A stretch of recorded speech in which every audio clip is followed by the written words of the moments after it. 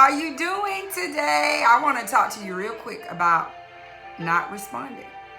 Now, being effective in your communication is key. If you want to go anywhere in life, you have to know how to talk to people. It's a must. Don't nobody like somebody being around people that don't know how to talk. You always got an attitude. You're always trying to throw your weight around. Ain't nobody got time for that. It's 2022. You need to learn how to talk. Okay? Communicate effectively. So, in your communication, did you know that silence is still communicating? That there is strength in not responding. I'm learning that you don't have to respond to every negative shot or negative thing that's going on in your life. Sometimes you can draw your strength from choosing not to respond. Choosing not to respond. So I went on a quest. I'm like, so is not responding meaning that you're in agreement with that, or you're not in agreement, or does it make you the lesser, weaker person because you're not responding? Not so. There is so much strength in you holding your tongue and not responding. I'm reminded of the story in the Bible when they caught the woman in the very act of adultery and they brought her to Jesus. They brought her to Jesus. And they just knew, we got her, we got him. Oh, what are you going to say about this? I mean, we done caught her in the act. I mean, we caught her doing the do. Oh, yeah, you got to handle this. Oh, you got to say something about this. Oh, you gonna say something about this. They was trying to provoke him to say something. Have you ever been in a situation where people try to provoke you to say something? Like they poking the bear. Oh, she gonna say something this time. Oh, he gonna say something this time. Oh, I know what to do. Oh, I bet you this gonna make him say something. But we got to be like Jesus. He didn't look up. He just was like, they so slow. They so slow. They so slow. But when he did look up, and when he did say, when he broke the silence, he had the right response to their negativity. You got to have the right response to negativity. And no response to negativity is still a response. Michelle Obama say, when they go low, you go high. I think I'm saying that right. You don't have to say everything that's in your mind. My daddy said this. His daddy told him, I only knew that you was a fool when you open your mouth. I didn't know you was that crazy till you start talking. I didn't know that you felt the way you felt about me until you start talking. Silence. Silence. You remember what's them talking about? Show Love. He's talking about silence. Silence. Just hush. Listen. Watch. Observe. Don't respond. It's a strategy. It's strategic. It allows you to analyze your enemies. And like a game of chess, now I know how to maneuver around you and I know what to do. Because I'm not going to respond to your negativity. I'm not going to respond to the things that you're doing.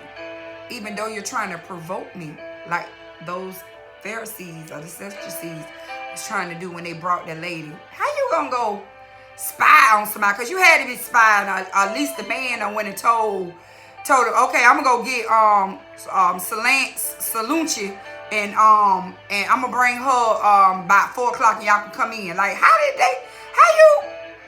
you walk in on somebody, a crowd of people walk in on somebody, being intimate with somebody to catch them, to bring them, to prove a point? People go through great lengths to provoke you to respond. Great lengths. Do a whole investigation. Want you to plead your case. Jesus didn't respond the way you and I would. We would have responded all kind of ways. But this is an example of how you don't have to let people get you out of position. You don't have to let people provoke you to be something other than you are. Me, my husband says this all the time. You're so soft. You're so meek. You're so kind. So in my response, it's always going to be soft. It's always going to be meek, and it's always going to be kind, because that's who I am. Now, when I'm in the shower, quite naturally, I'm, no, if you buck. And I'm getting in imaginary fights with everybody. But in real life, it goes against my nature to respond outside of my character. And that's soft, and that's meek. I'm saying all this to tell you and to encourage you that when you're going through things, or when you feel like you're in a situation where people are demanding a response to negative things, you don't have to. And when you do respond, this was his response. It's guilty. It's guilty. He, she, they, them, us, without sin, cast the first stone. Make it make sense.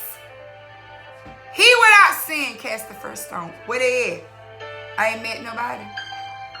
I don't care how much money you got, how many degrees you got, how many titles you got, how many cars you got, how much land you got.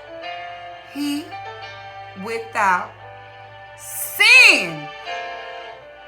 That put us all up in there. Everybody. Throw a stone if you perfect. Throw your judgment if you perfect. Where y'all at? Where they at? I ain't met a perfect person. No perfect relationship. No perfect children. No perfect job. No perfect church. He without sin cast the first stone.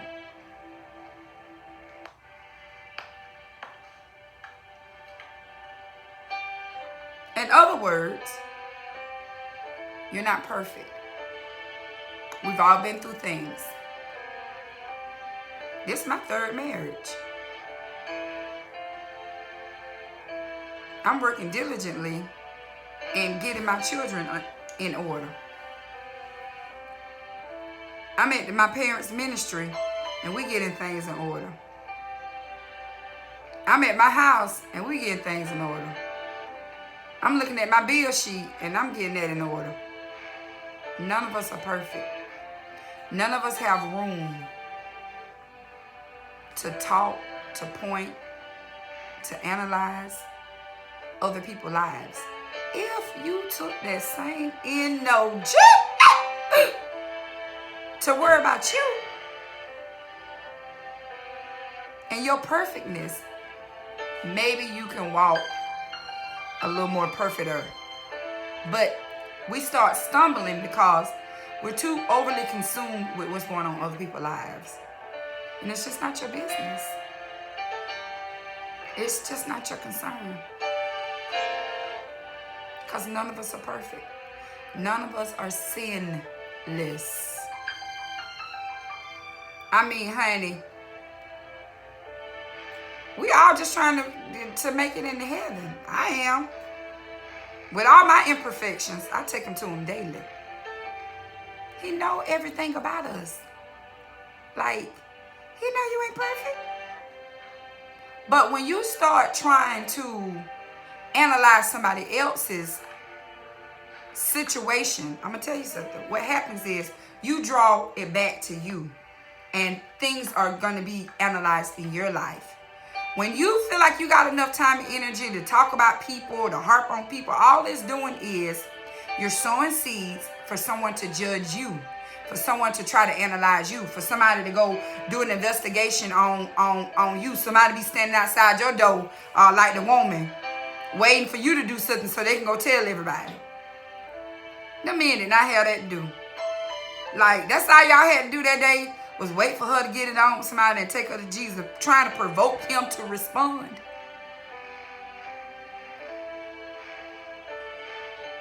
Trying to provoke him to respond. Provoking him to respond. But yet and still,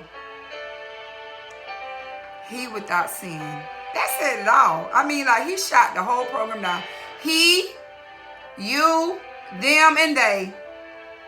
And when he looked up, he looked at the woman. Everybody had done left. They had done thrown down their stones. Like, you done went and got this lady. Before you went and got this lady, you done went and got a backpack full of stones. The biggest boulder that you could tote so that you could take part in stoning somebody when your life ain't together. I'm talking about they was literally collecting rocks on their way because they just knew they was going to provoke him to say, kill her. He looked up at her as he looks up at me, as he looks up at you, as he looks up at all of us, and he said, I don't condemn you.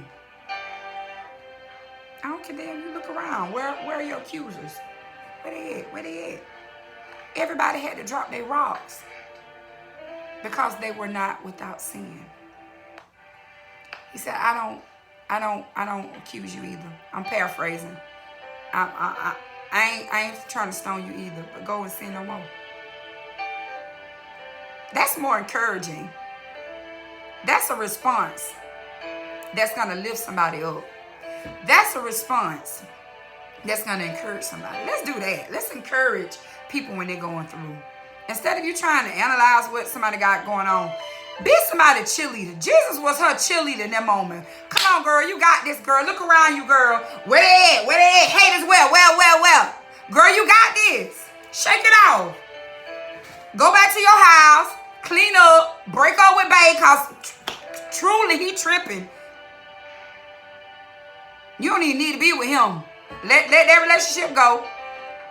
But if you don't, no sin no more. Let him be your friend. Move on. Move on. We need to learn how to not respond. I'm summing this up to negativity. We don't have to respond. No response is a response. And when you do respond, be there to be the other person that everybody's talking about, the cheerleader. Nobody was left to say, do you want me to help you walk home?